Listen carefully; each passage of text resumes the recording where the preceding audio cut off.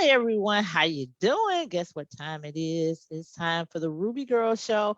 I am Kay, your favorite Ruby girl, and once again, I am back with the Ruby Girl Talk. And as always, I have an awesome guest. I am just blessed to know a lot of awesome people, not regular people, but awesome people. And so tonight, I have Miss Lydian, or may I say, LaShawn Fairley. How are you, my darling? I'm good. How are you? I am great. I am great. I am so glad that you're taking the time to come and sit with us tonight. And so we have a very important topic to talk about tonight. But before that, the first thing I want you to do, LaShawn, is to go on my page, find this video, and then share it on your page. So that way your people can see it also. They can see how fabulous you are and how wonderful and amazing this interview is about to be. And so it's a lot of information that's going to be shared tonight. And so if you're watching it, please pay attention, because this is going to help you understand a lot of people around you that probably maybe even frustrate you at sometimes, and you'll learn to give them the grace, because it's just some things that they're dealing with in their mind that make them this way. They're not trying to be rude. They're not trying to be busy, pushy, or anything. This is just how they're wired. And as you know, we're all wired totally different. So while she looks for this video, let me tell you who I am. Once again, I am Kay, your favorite Ruby girl. You go to rubygirl.net, get your Ruby Girl merchandise like this wonderful t-shirt behind me. So why should you go and support Ruby Girl? What is Ruby Girl? Ruby Girl comes from Proverbs 31:10.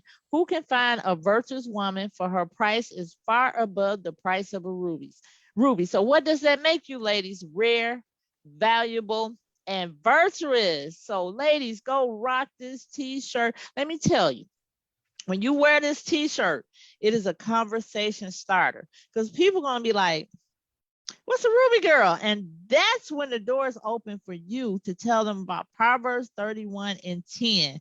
And so from there, you can lead them to Christ. From there, you can introduce them to Christ. From there, you can get them saved. Just however, now the door is open. And so Ruby Girl is all about empowering women.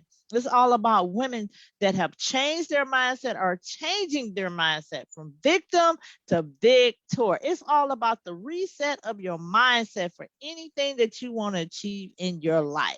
And so go to rubygirl.net, and remember, every Thursday is what, ladies? Ruby Girl Day. You put on your Ruby Girl merchandise and you just shine, shine, shine. All right. So LaShawn, are you ready to introduce yourself to everybody? I am ready. Go right ahead, ma'am. Okay.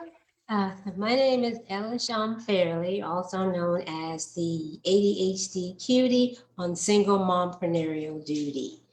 I am a single mom with ADHD, and I have a young adult son who is also ADHD. He was diagnosed way back in kindergarten. I didn't discover mine until I was 50. So it was a struggle all through school, trying to get him accommodations and just to get them to recognize and understand what ADHD really looks like in their classrooms. So he eventually went on and graduated, and then 2 years later, we're here in Florida, starting a whole new life and whole new adventure as an ADHD advocate. Amen. All right. So she explained that she's an advocate for ADHD. And as we get into the talk, we're going to break it down a little bit more, give you some things you should look for. So LaShawn, love the name LaShawn. You are an advocate, as you said, for ADHD. Now, explain to us, what do ADHD mean? Just the initials, and also, what is it? ADHD, the initials stand for Attention Deficit Hyperactivity Disorder, which means that there is a breakdown or a misconfiguration in our neurotransmitters. And the symptoms that people usually see are basically a dysfunction in our executive function skills as a result of the breakdown in the neurotransmitter. Okay. And, I'm sorry, go ahead. no, go ahead, go ahead. What are some of you said executive function skills? What is, how does ADH affect those? And just list a few, because people like me, I didn't know. Executive function skills are skills like planning, organizing, time management, prioritizing, scheduling, money management, self-regulation, emotional regulation. All those things are part of our executive skills that we develop throughout our lifetime. And we usually have everything by around the age of 25. But when there is a dysfunction, whether it's because of ADHD or any other head trauma or life trauma that causes some kind of shift or change in your frontal lobe, which is where your executive skills develop, then that kind of trauma or whatever to the frontal lobe is going to impact your executive function skills. And those skills that I just named are usually the signs and symptoms that people see with ADHD people. But like I said, you don't have to have ADHD and suffer with, dealing with deficiencies in your executive function skills. But if you are ADHD, you definitely have a deficiency in your executive function skills. They go hand in hand. So how would you know the difference? Like me, like some of the things that they say, they finish people's sentence, they just can't wait to wait to the next person finish. Now for me, that can be my habit, because I'm like, I'm gonna forget it. If I don't say it, I'm gonna forget it. So what would be the difference between me and an ADHD person? For a lot of ADHD people, that is a telltale sign that we either interrupt people's sentences or conversations, we interject in their conversations, we overtalk people, and that is because of the impulsivity piece. Because our brains are always constantly filled with so much stuff going on that we will literally forget. If it's something important that pops into our head, if we don't say it right then, we will literally forget. So yeah, we're not trying to be rude or disrespectful or whatever. It's just that we've got to get it out before we forget it. Because if you go on and continue your point, by the time you get finished, I'm gonna forget what I was supposed to tell you. So that rude coworker is always like, when we're talking, they like, and you're like, wow, can I say, can I say something? You just walk away like, oh, they're so rude. And it might not be that they can help it. Now, some people are just rude. And then you some have people are rude, right? Yes, but then you have people that have the ADHD. And I think we all know someone, but we didn't know that's what it was, because I always thought it was a childhood disease. They because they usually put children on what, Ritalin for it? They were doing that, years ago they were doing it. Okay, so I remember when I was growing up and I heard about it, they put children on Ritalin because they said they were too hyped, and so I was like, growing up, we never heard about ADHD. Because I think what happens when I was growing up, we used to go outside and play. So you could burn that energy out. Yes, You had imaginations. Like we used to do mud pies, play house and all this. So the kids don't have that outlet that we have. No, and so they're just sitting in class like this when we were like, we're about to go to recess. And by the time we come back, we're tired. Our minds are focused. Yeah, recess for us was like, what, a half hour? I think so. They're lucky if they get like 5 or 10 minutes now, if they get it at all. Wow, that's something. And you know what? It's just the minor changes that have been made in the educational system that affect kids. So yes, because we were more respectful, because my superintendent walked down the hall with a paddle with holes in it. And he would just stand there as you walk by. I mean, our teachers, our principal, they intimidate us. We were scared because of them. But now these kids have no fear of adults. So are some behaviors when it comes to ADHD, is it only specific to children? Like example, like only children would be talking excessively, not being able to focus. But once a person become grown, they have other, behaviors. Or do some behaviors, here's another question, do some behaviors show up in You know, adults? I'm gonna forget the first question. Okay, we're gonna do the You first overlap, one. but we got these one at a time. Okay, here's one. Okay. Uh, Is A, are some to answer behaviors only A, specific to children? okay. For A, you already gave an example of that. You said your friend or a coworker or somebody does that. So that answers your question right there. No, it's not just to children.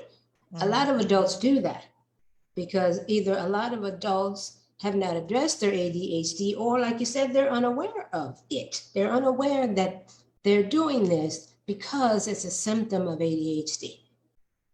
They're not able to stay in their seats because that's a symptom of ADHD. That's how it looks like at work. They're forgetting every single day to get that coffee cup out of the microwave because that's what ADHD looks like at work. It's those kinds of things that are like common sense things that people have to tell us over and over and over and just frustrates the crap out of you. It's those symptoms that are the symptoms that we struggle with as people with ADHD, but a lot of people don't realize that. And I know everybody has their moments where they forget stuff and get boggled and whatever. And a lot of people try to say that it's because they're just so busy.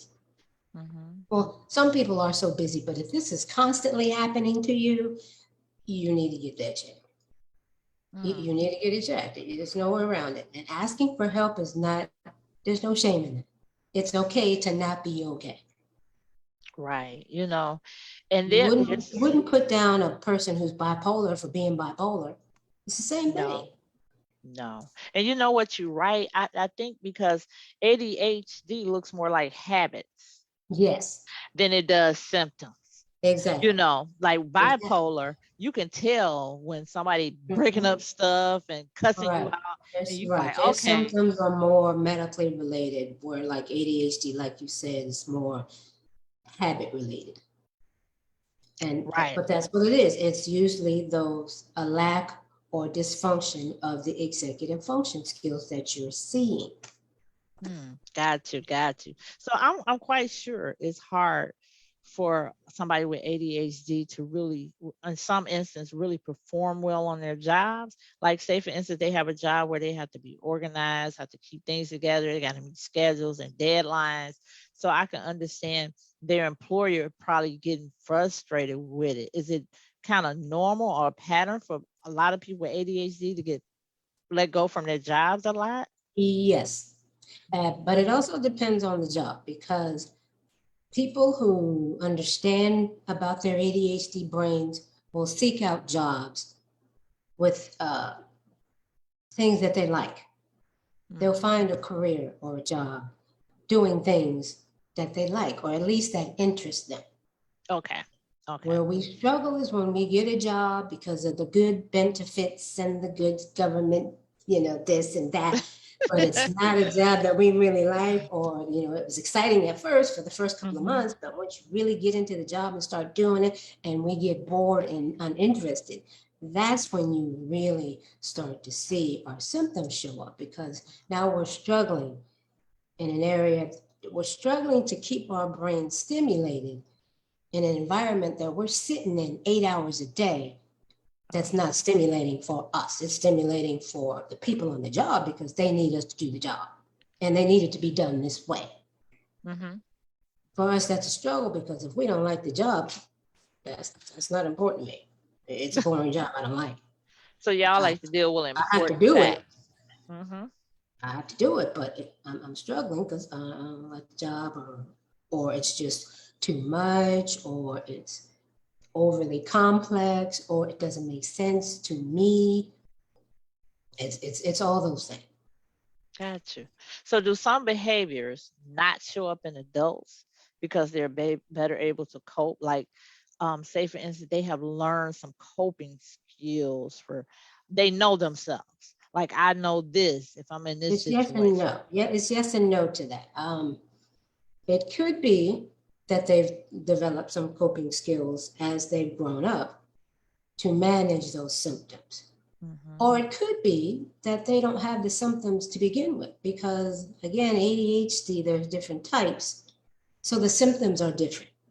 Okay. Like my son and I both have ADHD, but our symptoms, quite a few, are very different. We have a few similarities, but most of our symptoms are very different. It's amazing. That's amazing. So guess what? It's time. It's time. It's time for a break. Wow, y'all, this is really, really, really, really quick. And this is really, really, really good.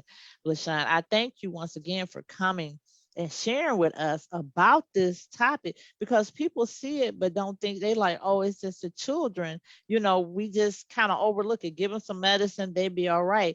And I just wonder, are they teaching kids how to manage this? Or are they just putting them on medication, hoping they behave in class and hoping the medication work? Because eventually they can be adults that come off their medication and they need to know how to manage it. So you're going to have a 60-second pitch. And while you do your 60-second pitch, I'm going to look and see if anybody has made any comments or have any questions. So go ahead, LaShawn. So what I basically do is I try to get parents, especially Black women, Black single women with ADHD, and if you have ADHD and a child with ADHD, to try to get you to understand the brain that you have. Our problem is that we're trying to fit into the square that society has set for us. And you can't fit a round circle into a square peg. You just can't. We're different for a reason. God created us different for a reason. So I work privately with those adults and those parents when they're ready to sign up and work with me. But we have a free 15-minute session first to see if I'm able to help you in either of those capacities. Because I can help you with strategies that the kid needs in school. I can help you learn the strategies that you need for your 504 plan, or to meet with the teachers at parent-teachers meetings. I can help the single Black person who doesn't have kids to accept their ADHD, have a different mindset about it. And that helps to empower them, make them feel better about themselves and want to improve themselves. Because I can teach them strategies on how to retrain their brain, as it were. Okay. Is that 60 seconds?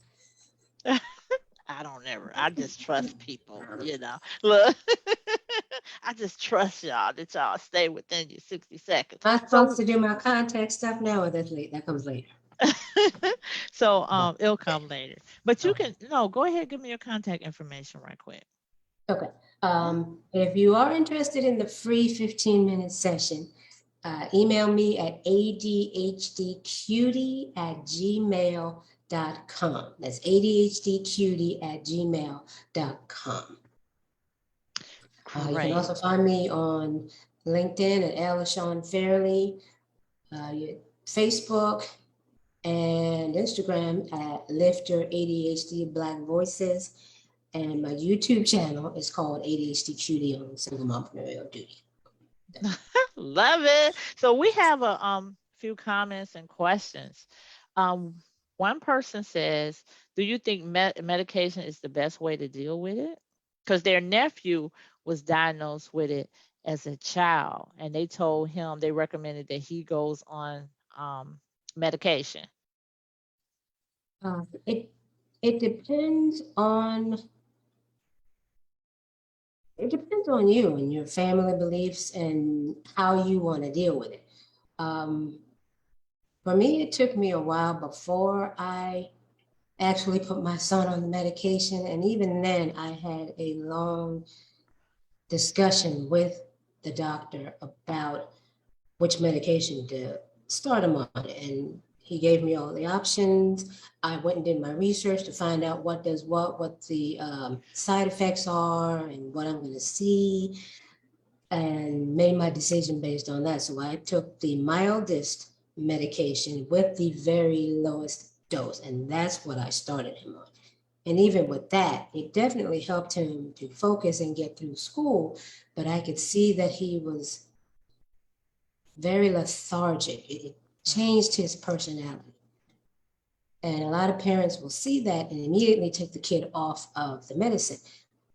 Well, you got to decide, do you want him to be able to focus and function and get through school, or you're going to worry about him being lethargic? The medicine's coming out of his system after usually about 8 hours. 6 to 8 hours is usually how long the pill lasts, depending on the medication. So it's like you got to pick your battles. For me, it was more important for him to get through school, to stop the emails, stop the negative comments from the teachers, stop the meetings and all that. But it didn't completely shut it down, but it made it more manageable, is what I'm saying. So, and depending on the age of the kid, if it's like a teen kid, they're not going to want to just start medication now. So that's going to be another fight. Wow. And so our listener said it changed his personality, but he got through school, and then once he got through high school, he got off of it. Yeah. My son did the same thing. He completely stopped taking it, but once they're at that age, they're legally in their rights to stop taking it. But that's why you have to teach them strategies as they're younger, hopefully, and bring them up in age doing those strategies, so they'll continue to do it. Becomes a structured pattern, part of their schedule, part of their routine. Because if he's been taking medicine all this time and then boom, stop, and then you go, okay, now you need to start doing these strategies. The teen is not going to do that on their own. That's they're true. Just not. And because they're older teens, graduated or whatever, they're not going to want mom and dad or whatever hovering over there. Okay, you need to do this. You gotta do this. They're not going to like that. So I help kind of bridge that gap and teach you all the strategies together. That's good. That's good, because they need more than just medication. Yes. They need to know how this is me. Yes, this is me. Medication, this is how I am wired, and the way the world, it's just like somebody with one arm. They have to adjust to the world is fashioned for people with two arms. So they have to adjust and navigate and try to make it work for them. And that's the same way with ADHD, that the world is set up for people that, how can I put it, that stay focused and, but what about the people that's not wired like us? The world is just not set up for everyone. It's just for, as they call, normal. So yes, you can't just put people on medication without giving them some skills, without teaching them about themselves, by letting them know that, okay, this is how you wired. It's not something that's bad. This is just how your brain works. And I'm going to show you how to work your brain better. And so therapy and coaching can help with that also. Medication in combination with therapy and coaching, because there is a difference. Okay. So somebody say, how and where can a person go to get diagnosed about it? You'll have to Google your state and check for state licensed professional medical comprehensive evaluation. I know it's a lot of words, but you have to be very specific when you're asking that. You don't want to leave it as general as, testing for ADHD, testing for distractibility, because there's a whole lot of other things that could be if you're just saying distractibility. Okay. Or looking to be tested because my child can't stay focused. There's a whole lot of other things it could be. Can you say that name again? And will somebody type it in the chat? Okay. They want to look for, within their states, medical doctor, psychiatrist, psychologist who is licensed in that state to do a comprehensive psychological evaluation. Comprehensive psychological evaluation. Yes. It's almost like a check. Comprehensive psychological evaluation. Yes. So, and it can be expensive. Some insurance, but and not facilities that are around you. Most people that I found where the insurance company actually covers it, they go drive distance. So When we're some talking people about kids, insurances will pay for it and some of it won't. right, Okay. Okay. right. So I love that you call yourself the ADHD cutie. I think that is so wonderful. But because you're an adult with ADHD, how do you manage your ADHD? Hmm. It's been a struggle because for a long time, like I said, I didn't know that I had ADHD. Got the label and the negative talk and the judgment like most of us get. And I thought that there was something wrong with me. I never made the connection that, hey, your son has it. It's possible that you have it. I didn't do the research to see that ADHD is highly hereditary. So yes, he got it from me. Hmm. And so it's like I'm trying to play catch up now because I've learned so much about his ADHD as a child, but ADHD as an adult it's different. It just is. I may have distractibility, but it's not going to look like the distraction of an elementary kid or even a middle school or high school. I may have a hard time focus, but it's not going to look the same as a school age kid. It's just not.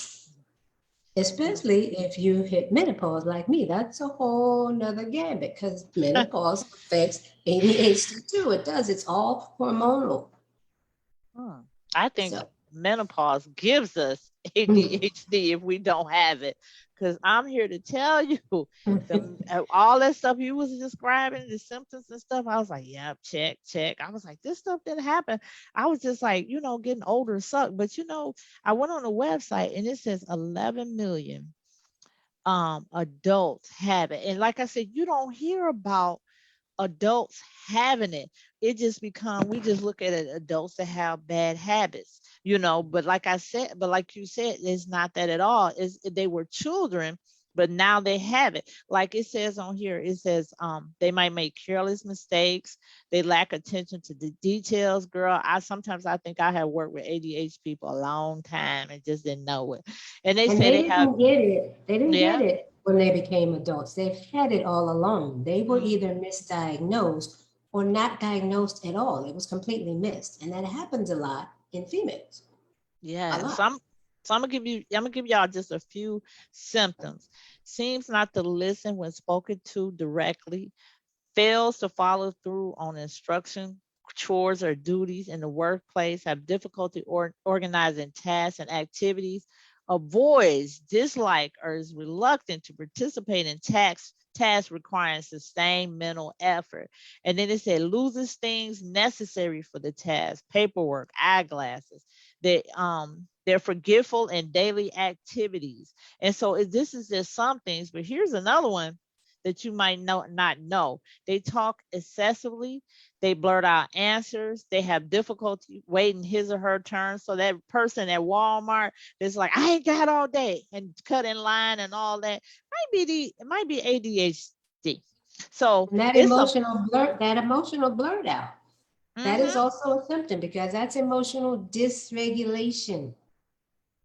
A lot of mm, people with anger issues, if they're ADHD, anger and emotional dysregulation are symptoms mm. when you're diagnosed with ADHD. Or, like I said, if you don't know it and this is happening all the time, it could be ADHD or just a dysfunction of your executive skills because emotional regulation is an executive skill. Okay. So so you already answered the question about how adults can find out if they have ADHD. They can take the test. Was the test long? Uh, It was for me. It wasn't as long as it was for him because his attention is so short. They had to break it up into 3 days. Could you give us tips on how to deal with a friend, colleague, or a mate? Imagine being married to someone that has it and they don't know it, and you're just trying to figure them out. So could you give us some tips? The first tip I would say is if you really suspect that they have it and you've done research, bring that research to them and let them see for themselves. Honey, you do this all the time, and this, and this, and this. And if they're seeing a lot of things and they recognize it in themselves, then they may come to the realization, hey, yeah, maybe I need to do something about this. And you all can talk about it. You know, I heard a podcast that said this, maybe you should go get tested or what have you. A lot of people, especially Black people and especially Black men, don't want to acknowledge it. They don't want to hear about, you know, I'm a strong Black person. I don't have time to deal with ADHD and all that. No, that kind of person is going to take a little more finesse.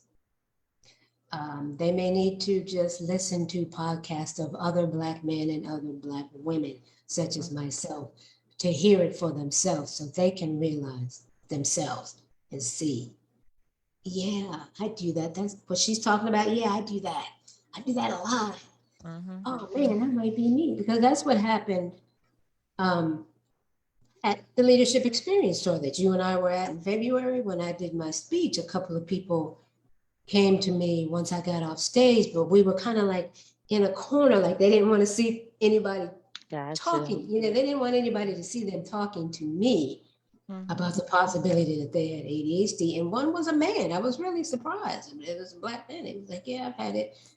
I didn't realize I had it until I listened to you. He said, but my son has it. I know my son has it, but it didn't dawn on me that it was hereditary and that I had it. He said, but yeah, I've noticed those symptoms, and I just, you know, kind of thought it was, you know, I'm either just too tired or I'm just so busy, I just need to slow down. And a lot of people think that, but if it's constantly happening, there's something going on. You can't keep ignoring it. I agree. I agree. So I went to the going to the comments again.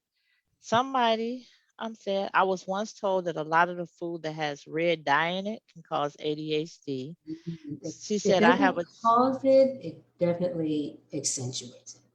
oh, Yeah, so it could be the diet that they're eating. yes, because that was one of the things I was told when my son was young. I'm talking first grade, second grade young. That's the first thing they told me to change about his diet. Take out anything with red dye in it. Eliminate processed foods if possible. Do more cooking at home. Buy more natural stuff. And I was like, I don't like cooking, doc. So you talk to the wrong person. Figure something out, because I don't like. I hate it. Still hate it. But I did figure, you know, ways to work around it. We did less eating out, more buying foods in the store and cooking, and even the microwave dinners and stuff like that. No, that's still processed. Oh, they gotta go. Oh yes, it is. And so she says also, she said, I have a child that had it when he was young. She said, do you still think he can still have it? And can I answer that question? Yes. Yeah, it doesn't go away. Oh wow. And you think it does because of the medicine, but the medicine is just like a managing it, just like helps a to manage. band-aid. Yes, it helps to manage the symptoms. That's it. It does not go away. A lot of people have learned how to cope with it. A lot of other people have learned how to manage their symptoms so people don't see it as much, but it has not gone away. There's no cure for ADHD. Wow. So this is what I love about you, LaShawn. The fact that you got up and internationally proclaimed that you have it. I personally, you're the first person that I've heard speak out about it. Most people don't want other people to know. It's almost like a family secret to them. But the fact that you got up internationally during a leadership experience tour and just told the world about it. I remember we was in rehearsal. You might not remember. We were virtual rehearsal, and you started talking. And I just was like, oh my God. And when you started breaking it down, explaining and everything, and I was like, I never thought about it in adults. We just think it's a child related illness, but children grow up and we think the medicine take care of it. And now they're adults and they're fine and everything, but it's not. Like you said, there's something affecting the frontal lobe. Yeah. So it could be the development of the frontal lobe or That's what just it is. chemicals It's the affecting. chemical imbalance, Got it. Got it. Got it. especially in the frontal lobe, because that's where your executive function skills are formed. And that is the very last part of the brain to develop, is the frontal lobe right here. Got you. And on the medicine piece, the medicine has to be, it has to be monitored, and it may have to be increased, because the same dosage your kid was taking as kindergarten is probably not going to be as effective as it when it gets to middle school or even later on in elementary. And That's that is good to know. because, again, hormones. He's growing. Hormones are changing. His body is changing. So what was good for him then and was working, it may not work anymore. I had to upgrade my son's dosage quite a few times during his entire school year, 12 years, because of his growth spurts. And I could tell when the medicine, I could immediately tell when the medicine wasn't working anymore. Wow. And also because your body builds up a tolerance after a while. That's true. And your body changes. So because your passion is to help mothers better understand their children with ADHD, how are you able to help them? It starts with them. It starts with them. You cannot help your child if you're not willing to help yourself first. Be honest with yourself. Deal with what it is. It is what it is. There's no shaming in it. Stop believing the lies about the shame and the stigma behind it. That's society's opinions. Question for you. You got to believe what society says about you. You get to decide. I have a question for you. Do you think it's mostly for African American boys that this happened to? No, well, no, not necessarily. I see it. It appears a lot in all over cultures and denominations all over. It's more apparent with us because we don't deal with it. The symptoms are showing up, and either we don't want to go and get tested, or either we can't afford to get tested, or we get tested and you can't afford the medication. And that does happen because unfortunately society has set it up so that in the Black communities, you can't always get the medications that you need for different diagnoses. I say that. I hate saying disorder, but diagnosis, especially in the mental realm. In the mental health realm, there's a lot of medications that are not in certain areas, and you know what I'm talking about. Oh, yeah. But I will say this. It's always been like with our race that it seems like it's bad behavior, that our boys are too hyper, too active. But if we do look at other races, it's more so like, oh, that's just how he is. I mean, growing up, that's all I really heard about. That was mostly our race that was really dealing with it, that they were medicating our boys, because people have spoken out about it. Why are you medicating our young men? That's just how they're geared up. Their minds just work differently. And another viewer says that her nephew deals with it by using marijuana. And I think for a lot of people, it maybe calms their mind down. Or do you think it might possibly make it worse? It does calm their mind down, but they still have, and I'm not advocating for marijuana. I have heard it, of course. I've actually talked to teens and young adults who deal with it that way. But the negative side to that is that it's going to come to a point where what they're using is not going to be strong enough, and they're going to start getting something stronger and stronger and stronger. So, wow, this is good. This is really good, LaShawn. I'm gonna have to have you back, and we got to talk about it a little bit more. But we got a lot of feedback. This is the most comments I probably ever got on the show. It is so needed because people just don't talk about it. And our community need to understand it because it seems like it's been that it's been our young African American boys that they have placed this label on and just want to medicate them, not give them the help that they need, when it's when it really is like their minds need to be stimulated in a whole different way. Right.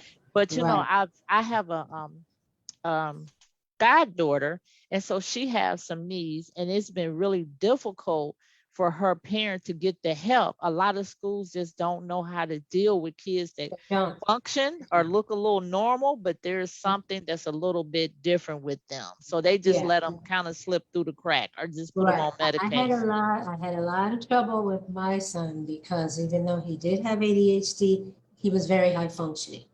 Hmm. Yeah. So he had the medication, so that definitely helped to temper and minimize some of his symptoms. But if he's in like reading, English, those classes that are a lot of reading and focus and concentration that's needed, that's when they would see the issues really start to pop up. Math, he was a whiz at math. Hmm. But that's a different part of the brain that you're using to do math as opposed to reading comprehension. That makes sense. That makes a lot of sense. So for those parents, I would say, for one, you got to know your child. I mean, know your child like you know your name. Do not let the schools tell you that he's a bad kid. Do not let the school tell you that he's lazy, he's not trying. Stay on them, stay on their grade. You check their grades. Don't wait for the school to come to you in the middle of the semester and say, hey, your kid's flunking. You're the parent, you ought to know that. I was on that like white on rice. I don't care how busy you are, I don't care how bad the job is and stressing. Life happens. It's your job to take care of your kid. Hmm. So, You LaShawn, have to check on them. I want you to go ahead and close us out since you're on the roll. Go ahead, your 2 minutes. You there, girl. Bring it in. Yeah. Make sure you Yeah, give us your contact information. okay, so again, my email is ADHDcutie@gmail.com. If you are interested in the free 15-minute session that you can have with me, it's very private, it's discreet, we can talk one-on-one. You can see if you want to go further with either the program that I have for parents and students or the program that I have just for adults. And this is mainly geared for African American, but I'm not limiting or excluding anyone, but it is specifically geared for African Americans. So if that's going to be offensive, then don't be signing up. Then I also have books here that I have, the journal that goes with the courses that I offer. And this is my inspirational book that I have. And they're both available on Amazon. I do have a YouTube channel, like I said, ADHD Cutie on Single Mompreneur Duty. I put content on there. I have monthly sessions where I go live. I'm actually doing one this Sunday, live at 5. It'll be live on my YouTube channel. And I have different topics that I cover for ADHD adults and for children. So if you have children, they're definitely more than welcome to listen. I'm actually working on developing a YouTube channel for like the series of calm and stress-free music that, you know, with the ocean sounds and all that. I'm creating a YouTube channel for that. Creating adult coloring books because I didn't know there was such a thing. Just found that out a few months ago. So I'm actually creating a coloring book and just working on different projects, being on podcasts like with you, and really niching it down and getting into helping my Black sisters and brothers who to deal with this and to really see it in a different light. That's really what it's about for me, to see it in a different light, because I got so sick of the judging and the little nice, nasty comments and my close circle of friends and family who just didn't understand it. So either they didn't want to deal with it or they dismiss it or just didn't believe you altogether. That really pissed me off. Mm. So my son can have it, but you don't believe it. You're making excuses, you're not trying hard enough. And I got so sick of that. I'm like, so I did my own research and now I'm bringing it and putting it out there. So this is what they need to understand. This is what they need to move forward to help themselves. Stop letting society hold you back. You've got to help you. You've got to fight for you and fight for your kid. You've got to learn the adult ADHD and the children's ADHD. It is what it is. It's okay not to be okay. It's okay to be different. Yes. Yeah. It would be different. If God wanted us to all be the same, he would have created us all the same. He created you differently for a reason. Figure out that purpose and run with it. These entrepreneurs that are just doing out of the box, mind blowing things, a lot of them they have ADHD and they're using that power, that ADHD hyper focus power, because they figured out what it is that they love to do, what it is that they're really, really good at. And they figured out a way to monetize it and turn it into a business. That's what we have to do. And even if you're not able to do that yet, figure out a way to do the job in a way that makes sense to you. I would print out our SOJs and I would write it in a way that made sense to me. So I'm still doing the job the way they wanted it, but in writing, it made sense to me. Got you. You just have to make it work for you. You got to, once you know how you function. Yes, how your brain works. And then you adjust it versus how you want it to work. There's a difference. So thank you, LaShawn. Thank you so much for coming on tonight and sharing once again how you have been diagnosed with ADHD, but how you're coping with it and sharing with us some of the things that help you and educating us on this, that is not a disease and honestly is not a disorder. It's just how people are made to think just a little bit differently than everybody else. And so I want to thank you for being an advocate for the single mom and their son, because a lot of times a single mom, it takes so much energy for her to deal with a child at this level. Ooh, yes. She's, she has to be at work. She has to leave works. Her boss is not understanding. She has to deal with this. And if she has it herself, I can imagine how it throws her off focus. That's like 10 times the struggle, at least 3 to 5 times the struggle, because most ADHD moms don't know that they have ADHD.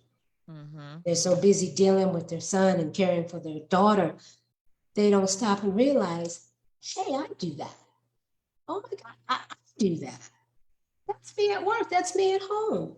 Maybe I have it. Maybe I need to check. Let me do some research and figure it out and see what's going on with me so I can help them better. Help yourself and you can help them better. Amen. Or you can just come to one of my sessions. Yeah. So as I close out, everybody, I just want to thank you for tuning in tonight. Reach out to LaShawn.